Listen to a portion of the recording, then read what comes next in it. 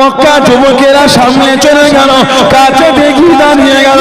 ও বেলাল, তোমাকে এত মার মানে, তোমাকে এত কষ্ট দেয়, তোমার কি সহ্য হয়, তোমার কি কষ্ট হয় না?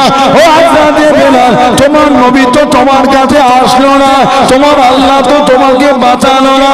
ও তোমাকে হযরত বেলাল রাদিয়াল্লাহু তাআলা আনহু, হুজুর আমার জানিয়ে দিয়ে, হুজুর আমার শুনিয়ে দিয়ে, ও মক্কা বেঈমানে বললাম, ও মক্কা কুফারে কুরাইশরা, তোমরা যখন বাজারে যাও মাটির কিছু কেনো, ঠুকে ঠুকে দেখে নাও, পরীক্ষা করে দেখে নাও। আমি বেলাল, আল্লাহ পাক আমাকে দিনের জন্য কবুল করে, দিনের জন্য কবুল করে।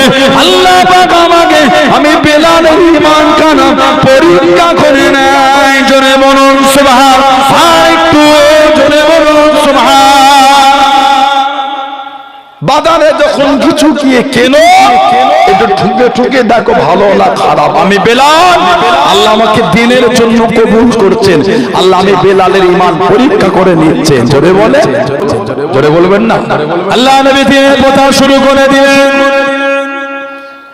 ও জওয়ান, ও আমার মুরব্বি বাবারা, মায়েরা, বোনেরা, ভগিরা, আল্লাহ নবীর সাহাবাদের জানিয়ে দিও, আল্লাহ নবী সাল্লাল্লাহু আলাইহি ওয়াসাল্লামের সাহাবাদের শুনিয়ে দিও, মুহাম্মদ যদি সত্য নবী হয়, মুহাম্মদ যদি সত্য নবী হয় সাল্লাল্লাহু আলাইহি ওয়াসাল্লাম, ওকে গিয়ে জানিয়ে দে, ওকে গিয়ে শুনিয়ে দে, ও যেন আল্লাহকে জানিয়ে দেয়। ওর আল্লাহ জানো আমাদের উপর গজবটা নাজিল করে, আমাদের উপর গজবটা নাজিল করে।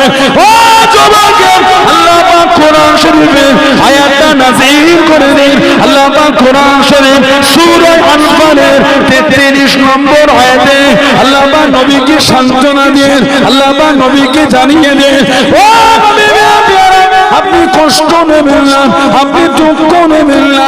ওমা কানাল্লাহু লিয়াযিবুহুম ওয়া আনতা ফীহিম, ও আমার হাবিব আপনি যেখানে থাকবেন, আপনি যাদের মধ্যে থাকবেন, আমি আল্লাহ আপনার খাতিরে ওই জায়গাতে আমি